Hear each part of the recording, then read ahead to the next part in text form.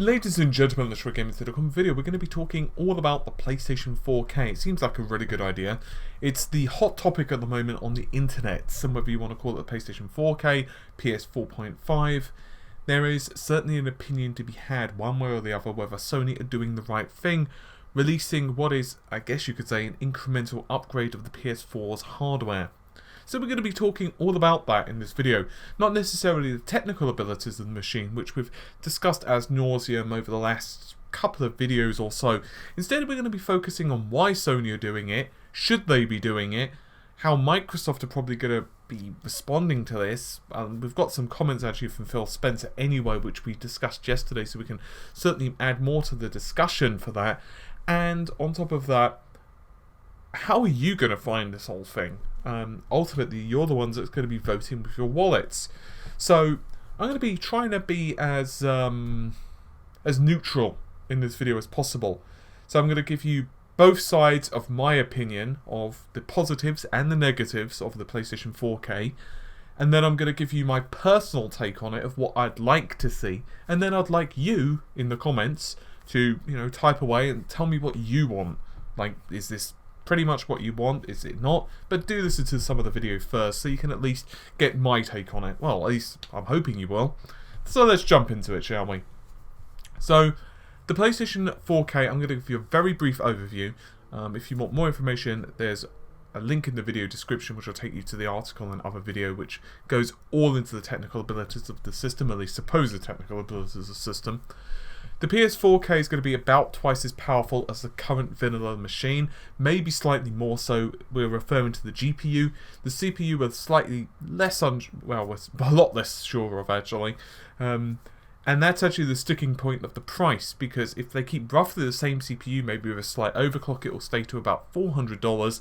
If they upgrade to a much more powerful CPU, it's going to nudge that price to $500 US. That's a lot of money. It really is.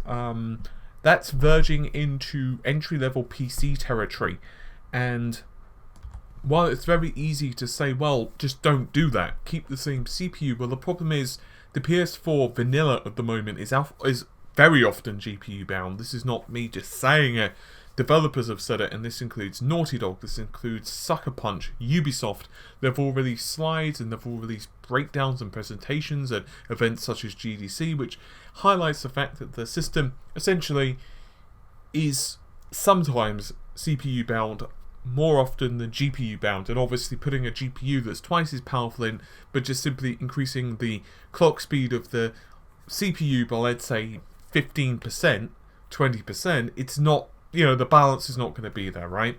Anyway, so first of all, the positives. From Sony's side, you're going to obviously see better looking games. Now, that's unequivocal. You can't argue about that. Games on the PlayStation 4 look pretty good, but obviously if they had twice the performance to work with or more on the PS4K, then, well, the games are going to look prettier.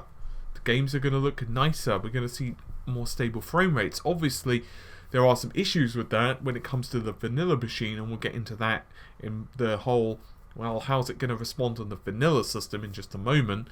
But for the PS4K titles, it will look pretty damn spectacular. And we've heard of titles such as God of War 4 are going to be games which really utilize this extra power. And you can imagine what the hell they're going to get Kratos to be smacking people with. When you see a system that's twice as powerful as the PS4, it will look absolutely phenomenal. And I'm sure they're going to wrangle all the performance out of it. And I'm sure it's going to be a very compelling reason, at least for many, to say, well, actually, maybe I do want to drop this extra cash from the system. Unfortunately, when the Xbox One and the PlayStation 4 were released, we were not even close to 14 or 16 nm processors, and we also were fairly limited in the technology.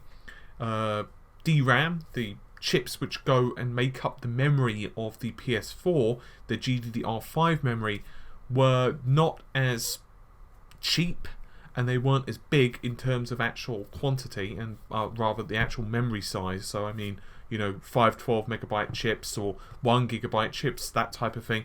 They were a lot smaller, and larger capacity DRAM was more expensive than what it is now. Therefore, Sony, at the end of the day, had some limitations to work with.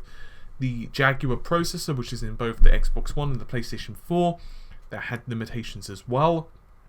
There wasn't faster processors available which would fit within the power envelope of an APU in the machine.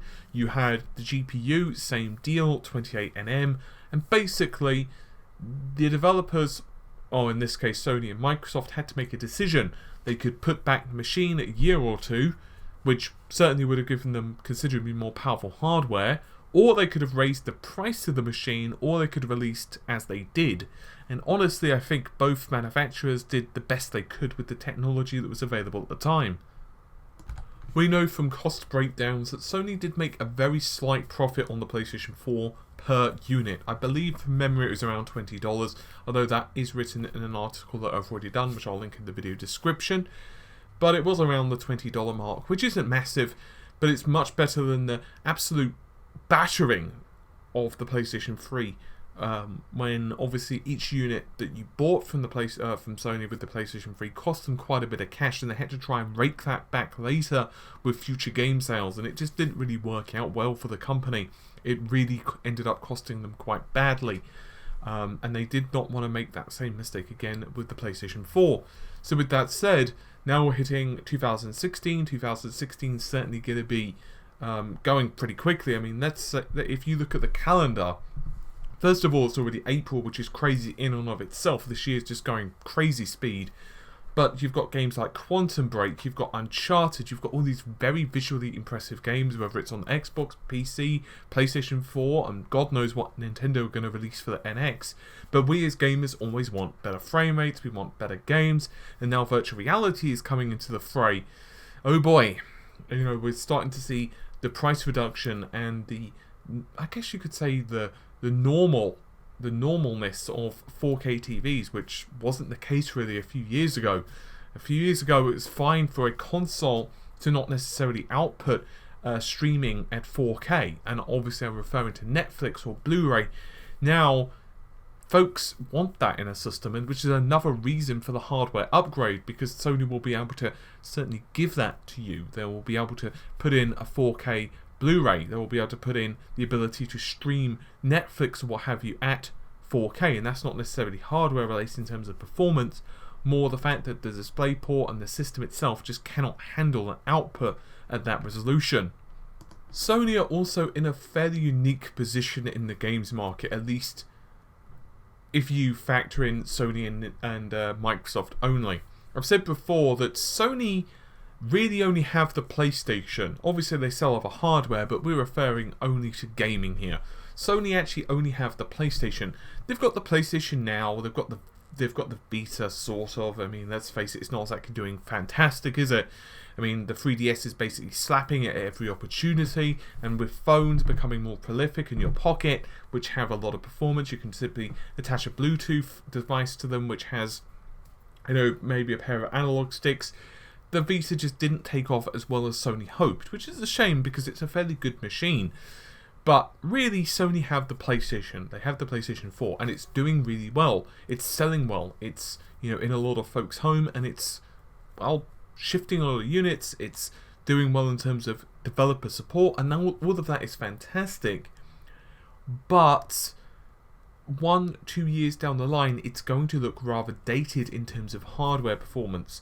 Microsoft, to a degree, are actually in a better position. I wouldn't say they're in a lot better position, but I would say they're in a more diverse position.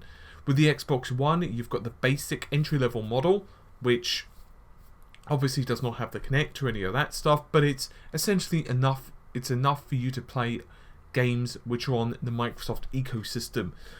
And in effect, it gives you, I guess you could say, an entry-level Windows 10 gaming device, which is very important because we know Microsoft are A, trying to unify that, and B, they're actually encouraging developers to push out titles in the Xbox/Windows 10 ecosystem as a whole. Once again, Sony do not have this ability. So here's how Microsoft are going to be really doing this. They're going to have the cheap, because let's face it, the Xbox One is not exactly cheap. It's not the price of a pack of gum, but it's still pretty cheap to get into as a gaming system. So they've got that for the entry level. Then you've got the PC, which, you know, PC gaming could be $500, it could be $5,000 if you really had the cash to spend. You want to buy all the gubbins with it, the high definition displays, the, you know, ridiculous graphics cards. You could certainly spend that, especially if you want to go absolutely mental and buy ridiculous amounts of storage space and crazy cases and cooling systems and God knows what else. Obviously, the price versus performance ratio quickly diminishes. We know that. That's pretty well established. If you get something along the lines of a GTX 380, an R9 380, an R9 380X, a 390 from AMD, or something along the lines of a GTX 960, a GTX 970 from Nvidia, then you've got a pretty good GPU for the price performance. But my point being that Microsoft have a really good ecosystem because they don't necessarily care how they get you. They don't care how you interact with them as a company, how you give them money. All they care about is that you are giving them money, right? Which is, well, the way a business operates.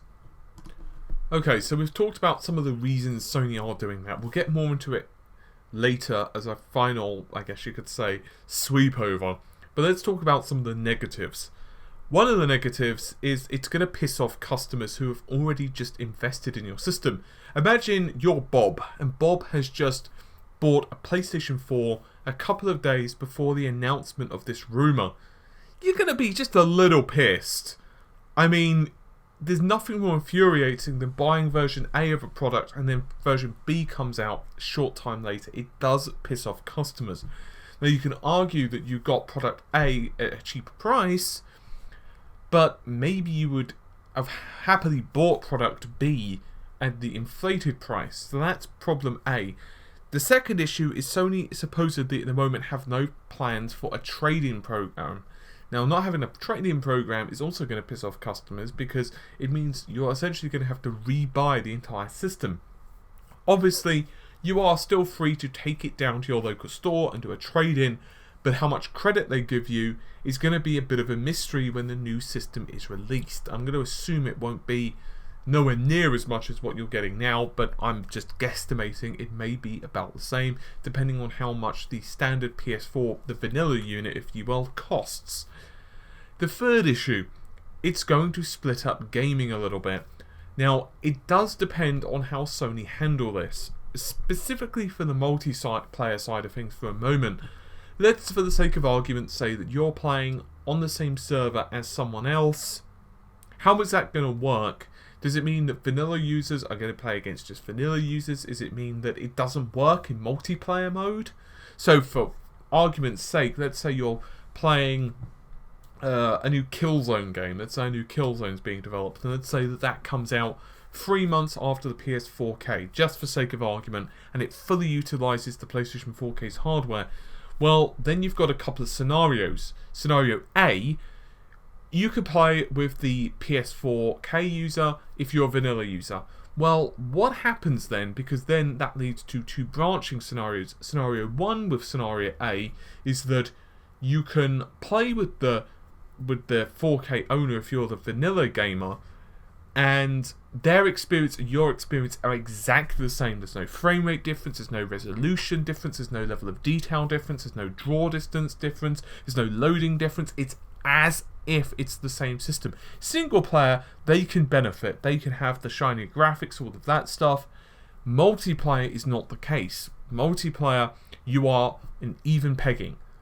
Well, that's going to piss them off a bit because now they've just spent this extra money and they're going to say to themselves, well, what the hell? I just spent this extra cash and in single player I'm benefiting. That's great, but multiplayer I'm getting exactly the same experience. What the hell?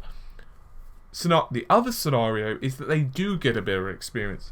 Maybe not frame rate because that would be too much of an advantage. But let's say they get better graphics, they get better draw distance, they get better textures, they get less slowdown, they get maybe a higher resolution. Well, if they get any of those things, imagine they get a higher level of detail or a better draw distance. Well, if they're getting less object pop-in, let's say that they can see in-game distance of 30 meters, they can see you at 30 meters, for sake of argument, but you can only see them at 25 meters. Who's got the advantage, eh? Exactly. Now you can argue, well, that's fine, they could just do it on foliage and stuff, but even then, it's a bit dicey. The other scenario, another potential scenario, is that multiplayer games are split up. So if you're a vanilla owner, certain developers do not let you play against 4K owners, right? So basically, it's splitting up the ecosystem. It's equivalent right now as if you bought a game on the Xbox One, if you bought Division on the Xbox One, and John has Division on the PlayStation 4, you cannot play with John. You're on different ecosystems, you're on different servers, which I still think there should be cross-play between them, but that's beside the point.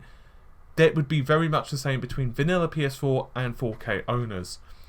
That theoretically is a good scenario until you realise, well, that also massively reduces the pool of players you can play with. For 4K owners, that means that you're going to basically be unable to play with your friends unless they make the jump.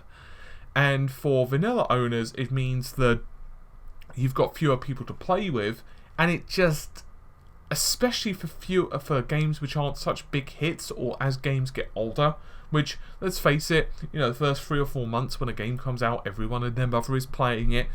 But a year later, 2 years later, you're still going to have a fan base playing it, but it's going to be the hardcore fan base. They're not going to be the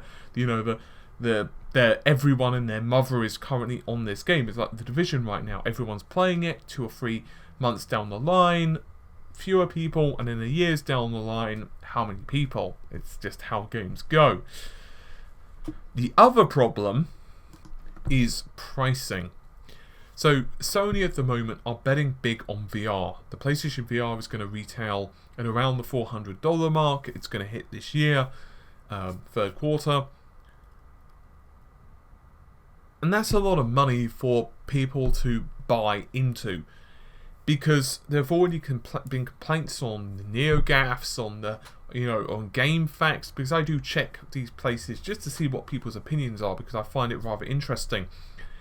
And people are complaining that, the headsets are expensive. I don't blame Sony for the cost of the PlayStation VR. It's not like all they're doing is just, putting a bit of cardboard together with a, some cheap-ass LCD screen. There is a lot of good technology in there for the price, but it's also quite expensive for people who have already bought into the experience, right? You've bought into the PlayStation 4 experience. You're now asking people to plonk up the cash. That's fine for a lot of folks, because they're going to say, well, if I'm interested in VR, this is the cheapest way to do it. Well, at least the cheapest decent way to do it. And if Sony actually allowed the PSVR headset to work on PC, I think it would be an even sweeter deal. I think it would actually be the best headset in terms of price and performance and availability and ecosystem that you can get. Maybe I'll say differently when the Oculus Rift and the Vive really start making a move in the market. But for now, I would say that if Sony did allow the PSVR headset to work on PC games, it would be an incredible incentive. Let's just say that. But let's ignore that for a moment, because we don't know if that's going to happen. Let's say the PlayStation VR headset only works with PlayStation 4 and PlayStation 4K. So you're asking people to plonk down basically $400 for the third/fourth quarter, and then on the first quarter of next year, you're asking folks to plonk down another $400 to $500. That's a lot of money. In roughly the space of 6 months, you're asking someone to put down $1,000 for the optimum experience with virtual reality. That's a lot of cash. It really is. And yes, some people are going to easily be able to afford that. They're going to say, absolutely fine. I'm a tech enthusiast. I love it. I'm going to put that money down. Other people, A, just can't afford it. Or B, they could afford it, but they're going to say, well, I don't know about that, Jim. I'd rather put the money down, and my name isn't Jim, but still, I don't know why the hell I said Jim, but still, I don't know about that. I'd rather put my money down on the NX, or I'd rather put my money on a new gaming PC, or I'd rather put my name down on loads of games, or a new TV, or, whatever else. I refuse to give Sony this money, which is kind of understandable. it's an intermediary upgrade. The biggest issue I think that people have is that twice as powerful is impressive, but it's also not the jump we're expecting, right? And it's actually not that big of a jump overall. What do I mean by that? Well, if you were to take the N64, for sake of argument, it's a really good comparison. You had the upgrade card. We all know about the upgrade card for the N64. It doubled the RAM, and it made certain games like Perfect Dark run better, or other games would just run with, well, at all, because some games just would run without the card. Other games would run, but when you say run, you basically mean in the strictest possible sense of run. In reality, running them without the upgrade card was basically useless because it lacked so much detail, or the levels wouldn't load, and so on and so on. But the N64, the upgrade was cheap. It cost, just inflated the price of one game, and the rest of the games you didn't have to buy. You could buy them without the card. The Saturn did the same thing with its 4MB RAM card. Great. That's an upgrade. What about a console? Well, if you were to take I guess one of the best examples would actually be the Genesis with the Sega CD. It's had the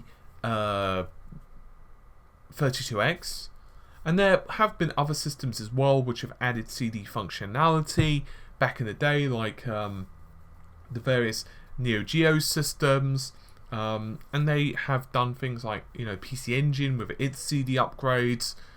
And they've certainly done that, but the problem is you're fracturing your audience. But in the sake of the Sega CD, you needed the Mega Drive, right, or Genesis if you prefer, to run the Sega CD. But the fact that it actually had some of the control circuits in the Mega Drive, it did bring down the cost of the Sega CD compared to what would happen if they released the Sega CD by itself, at least theoretically.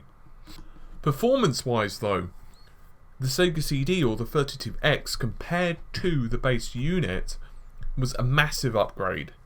It brought in CD audio, or it brought in the ability to handle polygons, or it brought in the ability to rotate sprites properly, or, considerable improvements. Now, it still had limitations. For example, number of colours on screen wasn't drastically boosted with the Sega CD, which was a big issue and limitation of the hardware.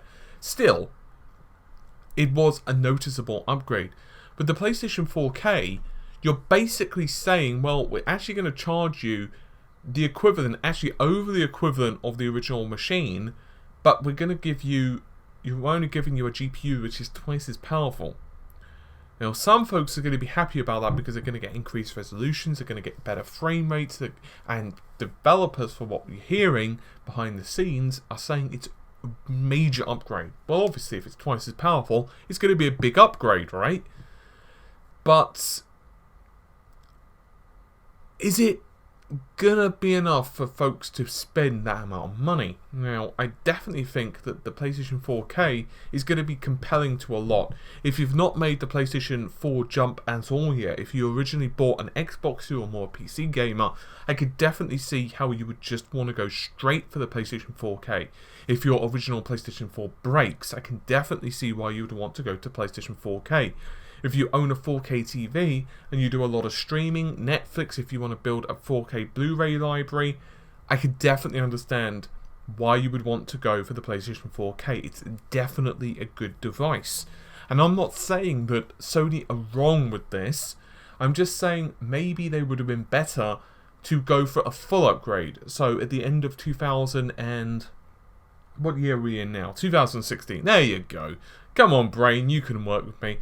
So maybe they would have been better, rather than aiming for an intermediary upgrade in Q1 of 2017, they would have been better to instead go for a full upgrade of PlayStation 5 in Q1 of 2018, or maybe even Q4 2017. So basically 1.5-ish years into the future. I'm sure they could have gotten a lot more power out of it, because obviously that would mean essentially they had, let's say, 9-ish months more to work on the machine. That wouldn't be too bad, right? That means 2013 to 2017, that's 4 years. It's not a great time span for a system to be released, but I think people would be pissed, but I think as long as the machine was cheap-ish, people wouldn't be that upset. I mean, I'm going to guess at that point in time they could maybe get a system that's about 3 times the PS4's power. Maybe. For $400, they could easily make it backwards compatible as well. But it would also have that denominator. It would have that clear line that says, nope, you do not have the ability to play PS5 games on a PS4, but you can play PS4 games on the PS5 because the architecture is an evolution. I could understand why a lot of folks would have wanted that, and that's what Phil Spencer was saying in an interview.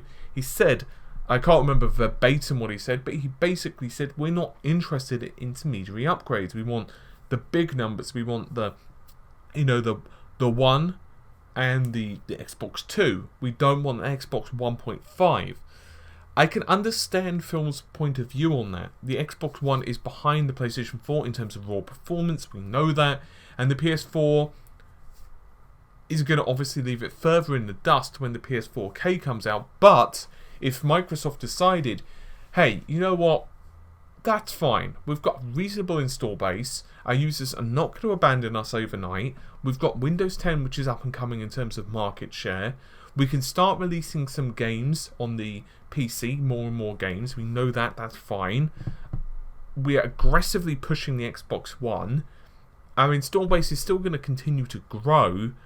So what we can do is basically just do our best, keep the market share as is, and then release another Xbox in 2017 late, once again, let's say the 4th quarter, or early 2018. I could understand that. Now, I think just closing this off, because this video is getting a bit long at this point, I would have liked some type of upgrade box on the machine, which would essentially allow the PS4 to have an upgraded GPU or an upgraded CPU, and that would have cost, let's say, £100, which they could have released, let's say, Q1 2017 or Q4 2016, and that would have increased the performance of the machine. Maybe Microsoft could have done the same. That would have been a great scenario, but obviously that's not the case. They can't release an external box because the ports on the machines just do not have enough memory bandwidth. They are only USB 3, not even USB 3.1, let alone something like Thunderbolt, which has a massive bandwidth increase over USB 3 and certainly over even 3.1. Therefore, an entire new machine is really the only way you're going to be able to have an incremental upgrade at this point. So I ask you, what do you think of this? Honestly, I mean, are you for it? Are you against it? And I think it's one of those things where it's irrelevant of whether you're a Sony fan or a Microsoft fan of this particular question. I know that might sound really counterintuitive because you're saying, well, gee, you know, if I'm an Xbox fan, of course I'm not going to agree with this, or gee, I'm a PS4 fan, of course I'm going to agree with this. Not necessarily. It's like, just because you like the PlayStation 4, you can love the PlayStation 4, but you don't have to agree with Sony's decisions on everything, and vice versa. I think I understand why Sony are doing it. I really do. And in many ways, I actually agree with their decision. What worries me, though, is fracturing the community, and it also worries me that it's a really expensive upgrade considering the performance jump. Twice the performance, maybe let's say 2 and a bit, maybe say 2.2, 2.5 at best performance for $500, $400 is a lot to ask for only 3 years after you've bought the initial system-ish. Especially when, once again, this generation has already been pretty expensive with a lot of microtransactions, a lot of DLC, season passes, the PlayStation VR. You've got new TV standards coming out. And I'm not saying this is Sony's fault. Sony are not selling you season passes necessarily. Sony are not selling you the microtransactions. Sony are not saying that you need to buy a new TV. For all Sony knows, you're running a 19-inch CRT. Maybe not, because your PS4 wouldn't plug in. But you get my point. But I am saying that for gamers at the moment, they might just say, well, yeah, I'd rather just wait. You know, I'm happy with my base unit. So tell me, are you an Xbox owner that's happy to you don't care? Are you an Xbox owner that thinks Microsoft should do the same thing? They should release an incremental upgrade? Are you a PC gamer, and if so, what are your thoughts? If you're a Sony owner, what are you going to do? I mean, let's assume that the PS4 is, as they say, the rumours are 100% true, the PS4K is twice as powerful and offers considerably better graphics. What would you do? Would you have an incremental upgrade? Would you decide to stick with what you've got? Would you wait and see what the exclusives are like on the PS4K, or if there are any exclusives, or if there is any visual differences enough to make the jump? Because if it's too big of a deal, I can understand like people being pissed. Imagine, for example, and it's certainly a possibility, certain levels just would not run well on the vanilla machine. Because let's say, for the sake of argument, you've built the game with this extravagant graphical fidelity in mind, and then the vanilla machine, it's going to run it, but these environments are massive, these creatures you're fighting are gargantuan. Imagine another Shadow of Colossus on the PlayStation 4K, just for sake of argument, and you've got these massive environments, these huge colossi which are roaming the landscapes, and the PS4 vanilla can run it, but you don't have that visual impact. Maybe the arenas are a little bit smaller to deal with it because it doesn't have as much RAM or what have you. How would you feel about that? Would you care? Would you say, well, I'm happy, I've got my experience, I'm playing the game, that's all good? Or would you feel just a little pissed? Or would you just say, fuck it, I'm just going to upgrade, I'm happy to spend the money? Let me know your thoughts. Hopefully you've enjoyed the video anyway. I'll see you soon. Take care. Bye for now.